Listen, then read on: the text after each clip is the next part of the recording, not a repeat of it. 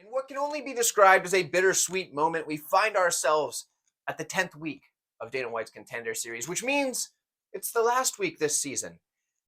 It's bitter because, well, now we have to wait a year before these come back after this week, but it's sweet because we've had 10 entire fight cards on the Contender series to break down, to enjoy, to watch, and we've been crushing it. The last 2 weeks we went 5-0, so that's exciting. We're going to hope to replicate that here, but these matchups are a little bit closer than they were the last couple of weeks by my estimations.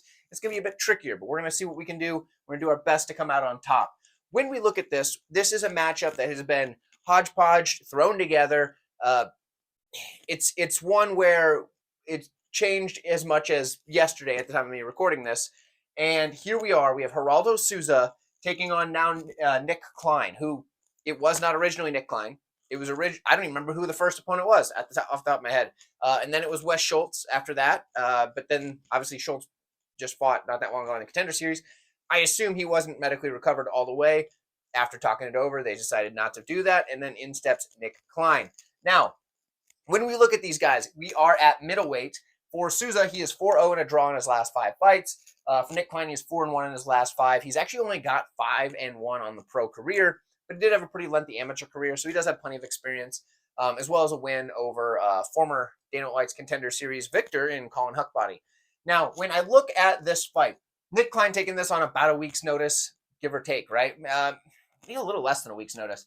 That could be an issue for him, but we're just gonna break this down based on skill for skill because we don't really know for sure what was going on there as far as the training camp, all that good stuff. And we do know that Nick Klein has fought up at heavyweight, light heavyweight, and then his first amateur fight was at welterweight. So the guy's fought a span of weight classes. So now he is here at middleweight, which seems to be his best weight class against Heraldo Souza. Heraldo Souza was supposed to be in this fight from the beginning. He's just had a revolving door of opponents, and here we are. Now, this isn't necessarily a grappler versus striker matchup. It is obvious, though, that one of these fighters wants to fight on one spot and the other wants it in the other. We're going to break that down. For Heraldo Souza, he's pretty good everywhere, right? He's a good striker. He's got a very stiff jab. He works the body very well. His kicks are probably some of the better weapons that he has. They're very stiff. They land heavy. Leg kicks, you're going to feel them. He snaps that head kick up there. It's dangerous. He's got good knees as well, and he has a nice check hook as opponents come in. He's going to be the better striker here. It's not close. If this fight stays on the feet, Souza's going to win the fight. That's what's going to happen. If this fight stays on the feet, Souza all day. In the grappling, he's pretty good there as well, right? He's got a good cage push, and that's where he can get his trips because he does kind of lack the open mat takedowns. But if he gets you up against the cage, gets that cage push going, then he can get the fight to the mat. When he shoots from just out in the open mat, he often ends up just finding himself towards the ankles and just not in deep enough to get the takedown, and then just not a good look for him. So you don't want that when you're going for the takedowns. Also, pretty good scrambler, and he does seem to be very active from his back, but he can get stuck off of his back. He'll throw stuff up. Early in his career, he was able to land some things like arm bars and what have you, but as the competition goes up, it's harder to get submissions off your back in MMA. For a couple of reasons. One, you got nothing to really grab on, sweaty arms, whatever. So they slip right out when you're going for arm bars from your back, stuff like that. But also people just get better at defending the submissions. And I can see him getting stuck on his back against a guy like Nick Klein because Nick Klein is going to want this on the mat. Now, on the feet, he's not horrible. He's a decent striker, but it's clear that he's very uncomfortable on the feet. It's not where he wants to be. He's definitely, first and foremost, a grappler.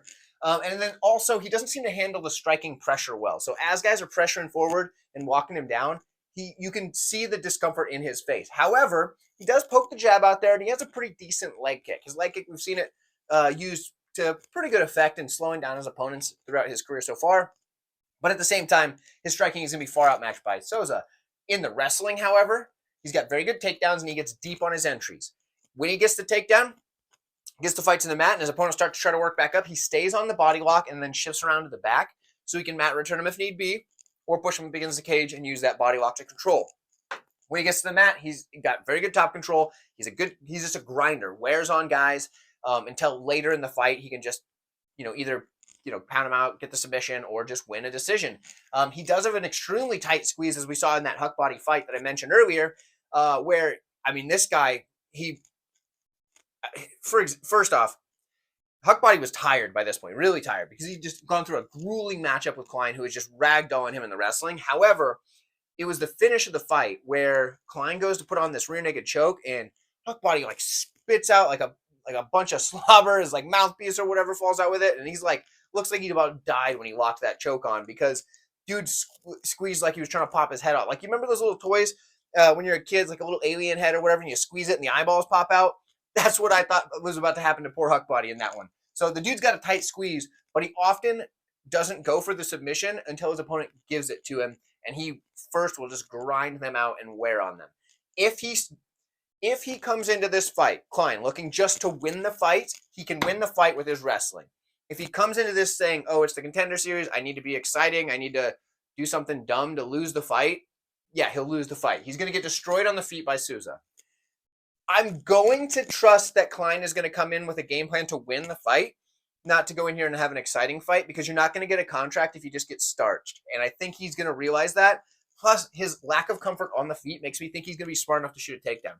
If he shoots takedowns, he can just grind Souza out for 3 rounds, because I can see Souza getting stuck off his back.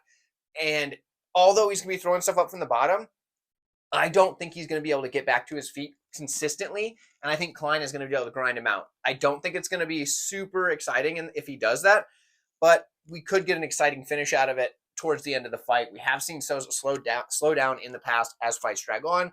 Oftentimes, those are in some like shady arenas that probably don't have air conditioning or things like that, so you give him a little bit of a pass. But either way, Klein can put a wrestling pace on guys, and I think that he's going to do that here if he wants to get the win. So we're going to take Nick Klein, but don't feel good about it. I can see him going out there and trying to strike because it is a Contender Series, and then getting starched because Souza's going to be the far better striker. Klein is going to be the better wrestler, like I said. Let me know what you guys think. Let me know what your opinions are. Do you think that Nick Klein taking this on super short notice is going to be a problem for him? It could. It certainly could. I would love to hear from you guys. Like this video while you're down in the comments, dropping your prediction, and then check out the rest of the videos in this playlist. I do appreciate it, and I'll see you there.